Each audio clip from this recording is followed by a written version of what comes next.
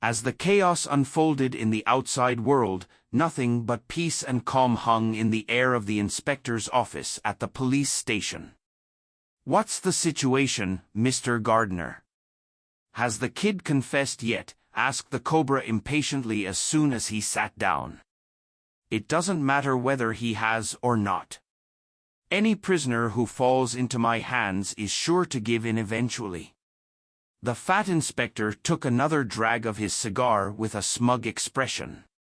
"It's not a problem if you're on site, but you can't guarantee that things won't take a turn for the worse." "I think you ought to get it out of the way while you can," the Cobra suggested. "Why do you say that? Are you trying to teach me how to do my job?" Gardner cast a cold glare at him. "Of course not. I wouldn't even dream of it. It's just that the kid has someone backing him up.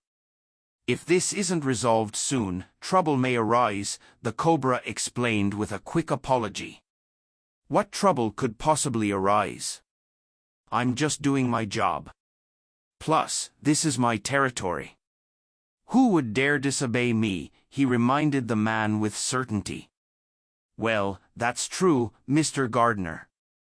You are Mr. Granville's son-in-law after all. Who would dare disrespect you?" agreed the Cobra flatteringly. "At least you're smart enough to know that," the inspector guffawed. He was perhaps prouder of having the mayor as his father-in-law than of his identity as an inspector. The title of mayor denoted the highest position of power in the whole of Swinton. "Mr. Gardner, this is a gift from Sir Anderson. Please accept it," said the Cobra as he held out a gift box with both hands.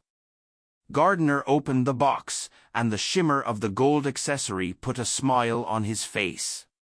"Sir Anderson is simply too generous. Send him my thanks.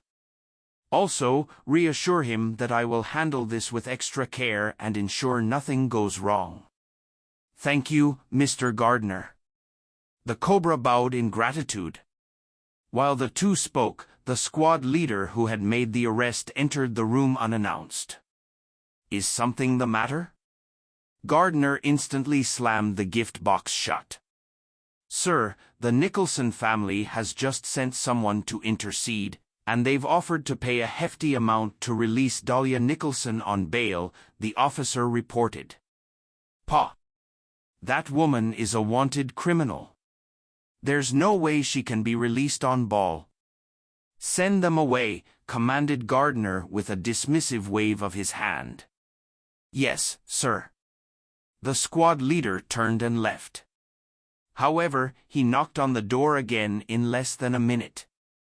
"What is it this time?" barked the inspector, clearly losing his patience. "Sir, Ms. Harmon called in earlier, claiming that we've arrested the wrong person. She has asked us to release Dustin Rhys immediately," the officer said. "Ms. Harmon? Do you mean Natasha Harmon?" Gardner's expression froze. "That's her." The officer nodded. "Cobra, what's going on?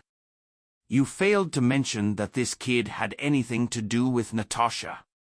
The inspector's eyes turned feral. Natasha was a lady of superiority in all aspects: money, power, and influence. Under normal circumstances, she was not someone he would offend for no reason. "Mr. Gardner, he's just a good-for-nothing," Natasha dotes on. "In fact, he has no proper background. With your status, you need not pay him much attention," the Cobra assured the inspector. "That better be the case." Slightly flustered, Gardner instructed the squad leader, "Tell Natasha Harmon that we are holding no such person in our patrol room." Since he had already given his word to Dwayne, there was no going back. For now, the best course of action would be to sweep it under the carpet. However, as soon as the squad leader left, Gardner's phone started ringing. "Mr. Anderson?" He was baffled by the caller ID displayed on the screen. For Mr. Anderson to call at this hour. Could it be for the kid as well? Wasn't this too much of a coincidence? Brushing the thought from his mind, he decided to pick up the call, still feeling apprehensive. Hello, Mr. Anderson. Is there anything I can do for you? Mr. Gardner. Tell me, did you arrest a young man named Dustin Rhys? Hunter cut right to the chase without wasting a second. Oh? Did I? Why is it that I'm not aware of this? Mr. Gardner questioned. His heart skipped a beat, but he didn't let it show. He asked, Mr. Anderson, did something happen? Gardner. Don't you dare pull tricks on me. Heed my order and release Dustin right this instant. Or else, don't blame me for cutting you off for good. Hunter yelled into the phone. Mr. Anderson, there must have been a misunderstanding. I don't know a Dustin at all. How about I look into it for you? The officer desperately put on an act. There was no way he would spill the beans on the plan. All right then, you fat bastard. You have no idea what you're getting yourself into. Mark my words, if anything happens to Dustin, you and your whole family will go down with him. Hunter hung up the phone with a threatening growl. Did that old man get up on the wrong side of the bed today? Grumbled Gardner, his displeasure written all over his face. Sir, what's wrong? The Cobra asked cautiously. What's wrong? Where did you get the guts to ask me that? Gardner slapped a palm onto the table. Didn't you say the kid had no background? Mr. Anderson just called to speak to me about the fellow. Does that sound like someone with no background to you? Are you deliberately trying to set me up, you motherfucker? Natasha Harmon was already a handful. Now that Hunter Anderson was also in the picture, this was equivalent to stripping him down and tying him to a skewer over an open fire. No way.